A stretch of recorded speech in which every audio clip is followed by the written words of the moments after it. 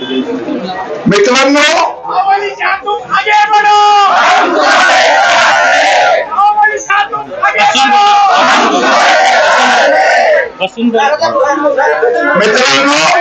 हा एकटा बाहुबली शाह नाही, बाहुबली शाह प्रतीक आहे. महाराष्ट्रातल्या सर्व संघटना, सर्व नेते यांचं प्रतीक म्हणून बाहुबली शाह उभा आहे.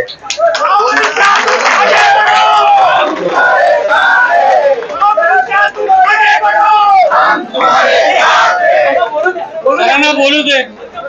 मित्रांनो,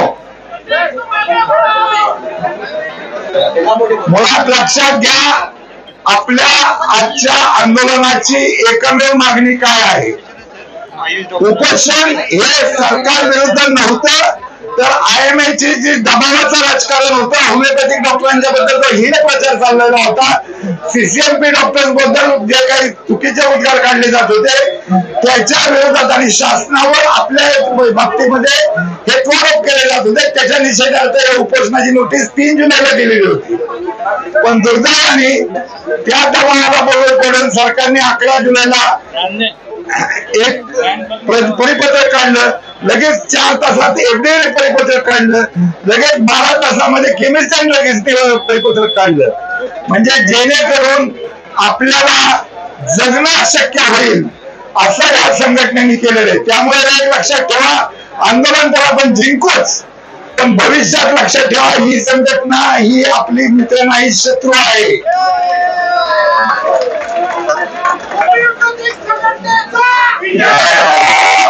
धिक्कार असू शकते.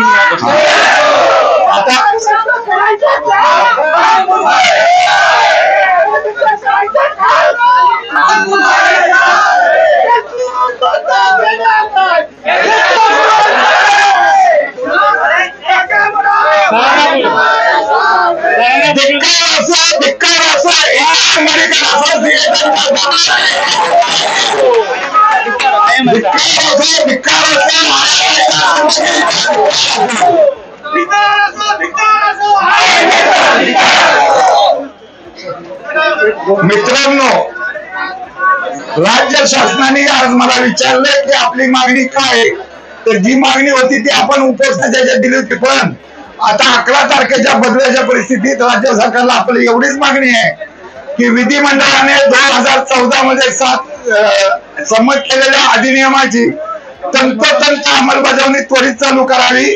त्याच्यासाठी त्या अंमलबजावणीला रोखण्यासाठी काढलेल्या 11 तारखेचं पत्र मागे घ्यावं त्वरित आजच्या आज, आणि होमिओपॅथिक डॉक्टरना त्यांचे हक्क पुन्हा प्रस्थापित करावे.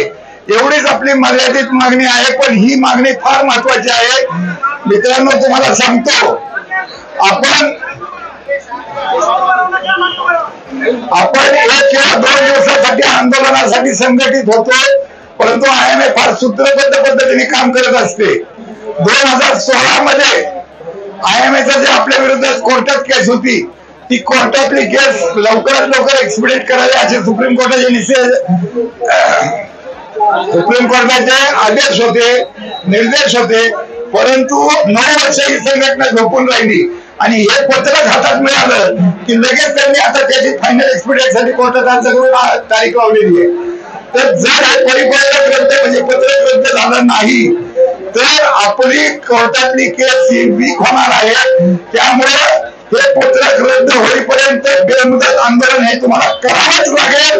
अन्यथा स्वाभिमान गहाण ठेवून IMAच्या सदस्यांची एक प्रकारे लाचारी पत्करावी लागेल किंवा वैद्यकीय व्यवसाय बंद करून इतर व्यवसाय पकडावा लागेल. तर हे सगळं अन्यायकारक गोष्टी आहेत, ह्याच्याशी आपल्याला लढा दिला पाहिजे. मी स्वतः सांगतो, मी यातनं कुठल्याही दबावाखाली कशाखाली मागे हटणार नाही.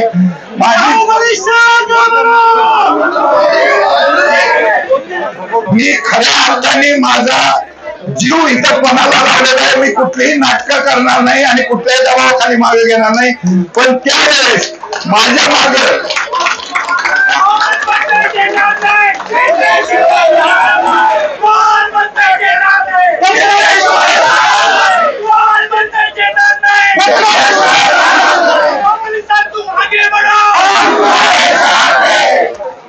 तर माझ्या मागे ही आज जी ताकद आहे ही कंटिन्युअस जर राहिली तर आणि तरच आपण हे साध्य करू. नाहीतर माझा जीव तर जाईल, पण तुम्हालाही पुन्हा मी सांगितलेल्या 2 पर्याय राहणार. माझ्यासोबत राहणार आहे मोठ्या आवाजात हो म्हणून मला साथ द्या. मला फक्त एकच सांगा की आपण मला शेवटपर्यंत साथ देणार आहात.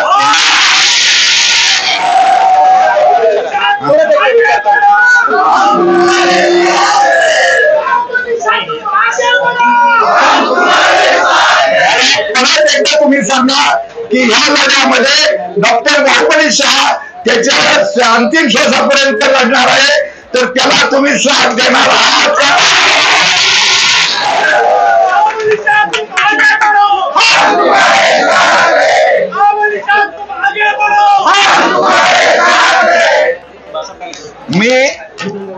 मी तुम्हाला सांगतो की कुणीही कुणाच्याही दबावाखाली आपल्या सदस्यांनी उपोषण मागं घ्या किंवा आंदोलन मागं घ्या अशी कृपा करून मला विनंती करू नका. मी कुणाचाही अवमान करू शकत नाही, पण मी ऐकूही शकणार नाही.